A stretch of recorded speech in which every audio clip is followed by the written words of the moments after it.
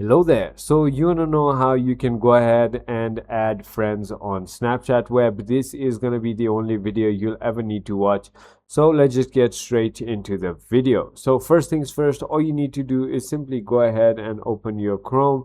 And once you've done that, simply go ahead and search for Snapchat web just like I did. And once you've done that, make sure that you are logged in into your account. I've already logged in into my account. If you don't know how to go ahead and do that, I've already made a video on that. Now, in order for you to go ahead and add a friend, on the top left hand, there's going to be this icon, a person with a plus. So simply click on that and simply search for the person that you want to go ahead and add friends to. So for example, I'm going to add this user as friend, simply just like that. And there you go, he's added, and they need to accept it and add you back as well. So I hope this video was helpful to you. If it was, hit that like button, and I'll see you on the next one.